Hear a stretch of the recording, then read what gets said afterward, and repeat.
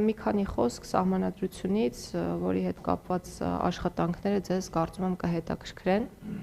Սահմանադրական բարեփոխումների խորհուրդը շատ ակտիվ աշխատում է, մենք ամեն շաբաթ նիստեր ենք հրավիրում եւ արդեն տեքստը պատրաստ է, ես ինչպես եւ խոստացել էի, բայց հրապարակման մասով դեռ նորություններ չունեմ, որովհետև որոշվել է տեքստը քննարկել նաև քաղաքացիական պայմանագիր կուսակցության խմբակցությունում եւ նաև վարչությունում, դրանից հետո որոշում կկայացվի տեքստը հրապարակելու մասով, բայց ասեմ թե ինչի։ Չէ, տեքստն է, տեքստը, ամբողջ տեքստը հայեցակարգային դրույթները նախկինում մշակվել էին եւ նաեւ հաշվի առնելով, որ այս աշխատանքները շատ են ձգձգվել, մենք որոշեցինք այդ դրույթների հիման վրա մշակել հենց տեքստը, ինչը եւ արել ենք։ Մոտեցումը հետեւյալն է, որ կենտրոնում կրկին մարդն է, քաղաքացին, ժողովուրդը եւ շեղում կառավարման այս կարգից ըստ էության չկա, որովհետեւ այն կարծիքին ենք, որ ժողովրդավարության սկզբունքների լավագույն արտահայտումը հենց պարլամենտարիզմի մեջ է, բայց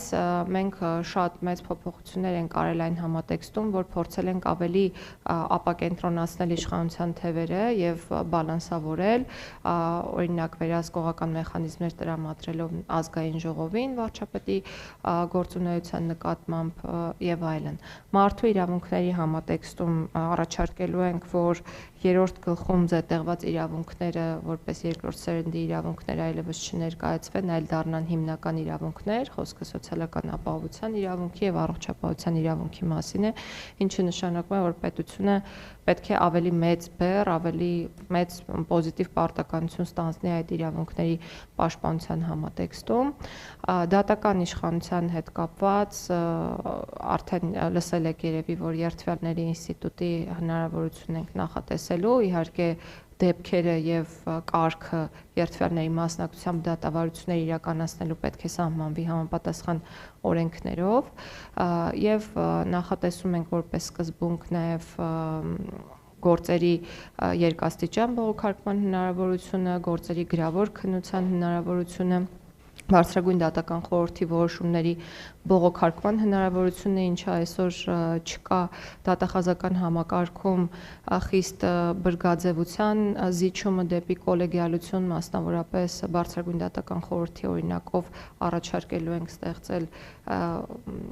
դատախազական խորհուրդ, որի անունը կլինի կամ բարձրագույն դատախազական խորհուրդ կամ գլխավոր դատախազական խորհուրդ եւ առաջարկում ենք իրականացնել մի շարք փոփոխություններ, որոնց դուք հստակ կծանոթանաք, երբ տեքստը հրապարակվի։ Թերևս այսքանը